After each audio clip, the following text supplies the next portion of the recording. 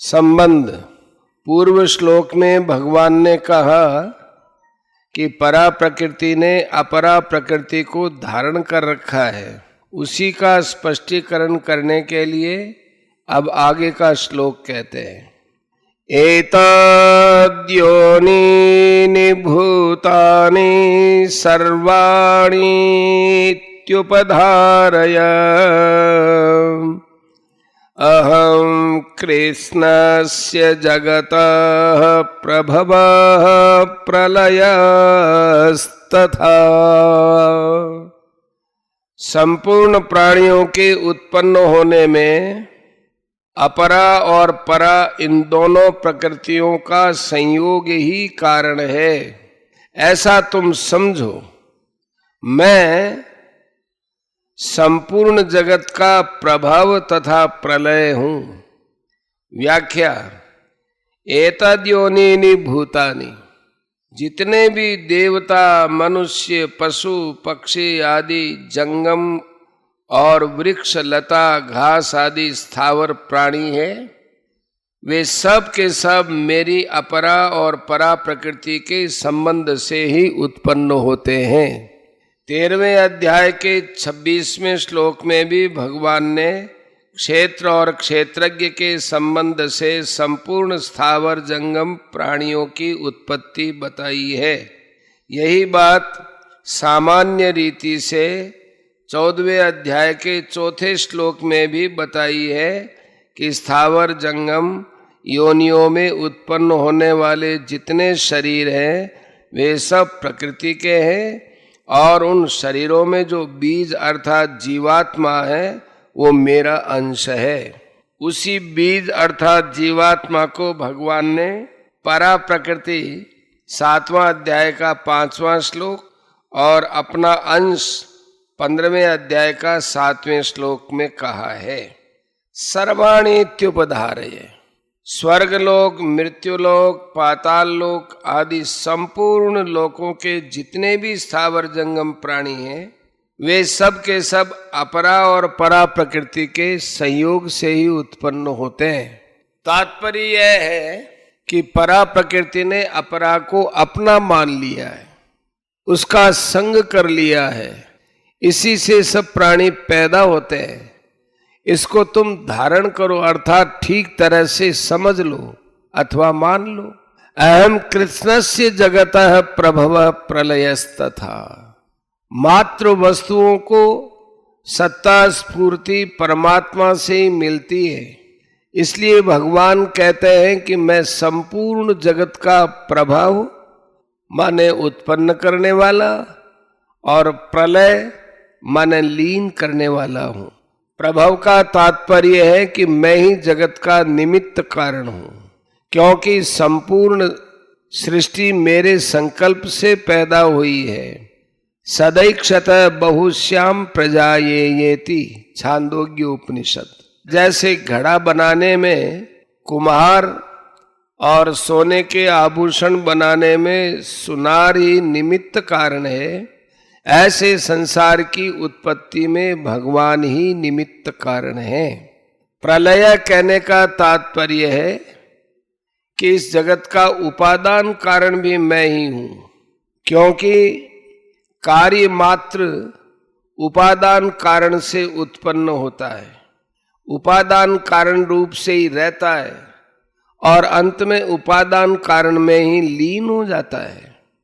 जैसे घड़ा बनाने में मिट्टी उपादान कारण है, ऐसे ही सृष्टि की रचना करने में भगवान ही उपादान कारण है।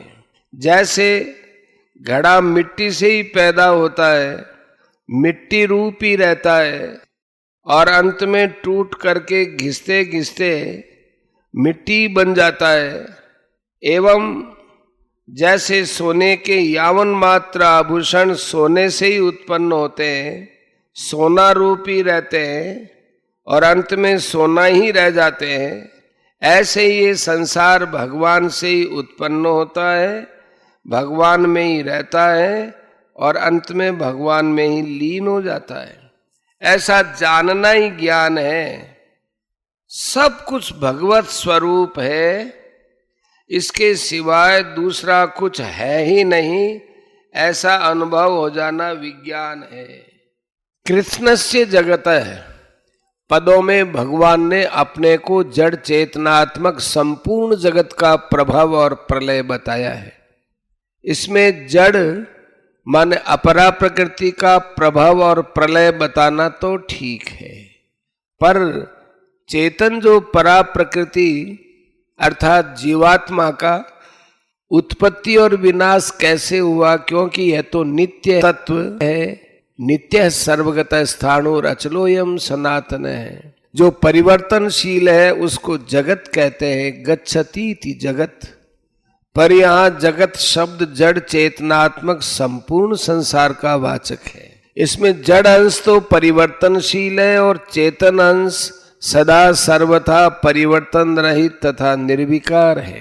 वह निर्विकार तत्व जब जड़ के साथ अपना संबंध मानकर तादात्म्य कर लेता है, तब वह जड़ के उत्पत्ति विनाश को अपनी उत्पत्ति विनाश मान लेता है। इसी से उसके जन्म मरण कहे जाते हैं। इसीलिए भगवान ने अपने को संपूर्ण जगत अर्थात अपरा और परा प्रकृति का प्रभाव और प्रलय बताया है। अगर यहाँ जगत शब्द से केवल नाशवान परिवर्तनशील और विकारी संसार को ही लिया जाए, चेतन को नहीं लिया जाए, तो बड़ी भारी बाधा लगेगी। भगवान ने कृष्णस्य जगतः पदों से अपने को संपूर्ण जगत का कारण बताया है। अतः संपूर्ण जगत के अंतर्गत स्थावर जंगम जड़ चेतन सभी लिए जाएंगे। अगर केवल जड़ को लिया जाएगा तो चेतन भाग छूट जाएगा, जिससे मैं संपूर्ण जगत का कारण हूं ये कहना नहीं बनेगा, और आगे भी बड़ी बाधा लगेगी। कारण कि आगे इसी अध्याय के 13वें श्लोक में भगवान ने कहा है कि तीनों गुणों से मोहित जगत मुझे नहीं जानता। तो यहाँ जानना अथवा न जानना चेतन का ही हो सकता है, जड़ का जानना अथवा न जानना होता ही नहीं। इसलिए जगत शब्द से केवल जड़ को ही नहीं चेतन को भी लेना पड़ेगा। ऐसे ही 16वें अध्याय के 8वें श्लोक में भी आसुरी संपदा वालों की मान्यता के अनुसार जगत शब्द से जड़ और चेतन दोनों ही लेने पड़ेंगे, क्योंकि आसुरी संपदा वाले व्यक्ति संपूर्ण शरीरधारी जीवों को असत्य मानते हैं, केवल जड़ को नहीं। इसलिए अगर वहां जगत शब्द से केवल जड़ संसार ही लिया जाए तो जगत को माने जड़ संसार को असत्य मिथ्या और अप्रतिष्ठित कहने वाले अद्वैत सिद्धांती भी आसुरी संपदा वालों में आ जाएंगे, जो कि सर्वथा अनुचित है। ऐसे ही 8वें अध्याय के 26वें श्लोक में आए शुक्ल कृष्णे गति येति जगतः पदों में जगत शब्द केवल जड़ का ही वाचक माने तो जड़ की शुक्ल और कृष्ण गति का क्या तात्पर्य होगा? गति तो चेतन की होती है। जड़ से तादात्म्य करने के कारण ही चेतन को जगत के नाम से कहा गया है।